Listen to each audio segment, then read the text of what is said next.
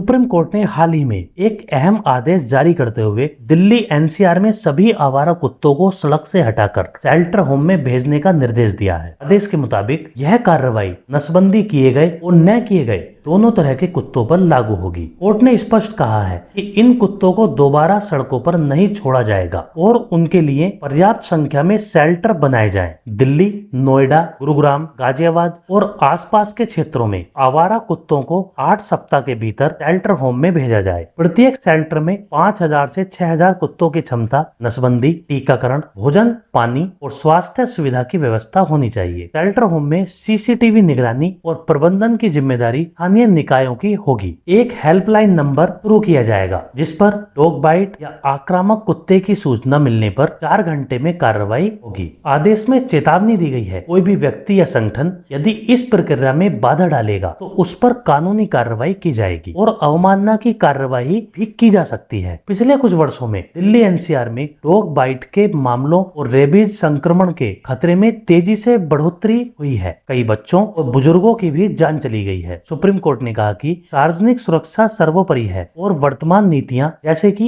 नसबंदी और सड़क पर वापस छोड़ने की प्रक्रिया इस समस्या को कम करने में पर्याप्त प्रभावी नहीं रहेगी। दिल्ली की मुख्यमंत्री रेखा गुप्ता ने आदेश का स्वागत किया और कहा कि लोगों को आवारा कुत्तों की समस्या से राहत दिलाना सरकार की प्राथमिकता है। कई RWA और निवासी संघों ने भी इस कदम का समर्थन किया। हालांकि व्यवहारिक चुनौतियां सामने हैं, जैसे गुरुग्राम में करीब 50,000 कुत्तों के लिए केवल 100 की शेल्टर क्षमता मौजूद है। पशु अधिकार संगठनों जैसे PETA इंडिया और FIAPO ने आदेश को अवैज्ञानिक और कठोर करार दिया है। उनका कहना है कि यह 2023 के एनिमल बर्थ कंट्रोल, जिनमें नसबंदी और टीकाकरण के बाद कुत्तों को वापस छोड़ने का प्रावधान है। कई सेलिब्रिटीज ने भी इसे डॉग्स के लिए डेथ वारंट बताया और संवेदनशील दृष्टिकोण अपनाने की मांग की। इंफ्रास्ट्रक्चर की कमी को देखते हुए पर्याप्त शेल्टर बनाने के लिए भारी निवेश और समय भी चाहिए। नीति का टकराव भी इसमें अहम मुद्दा है। सुप्रीम कोर्ट का आदेश और मौजूदा ABC नियम परस्पर विरोधी हैं। वित्तीय बोझ के कारण शेल्टर निर्माण, संचालन और स्टाफिंग पर हजारों करोड़ रुपए खर्च होने की संभावना है। पशु कल्याण बनाम सार्वजनिक सुरक्षा को देखते हुए संतुलन साधना मुश्किल होगा। सुप्रीम कोर्ट का यह आदेश एक तरफ सार्वजनिक सुरक्षा को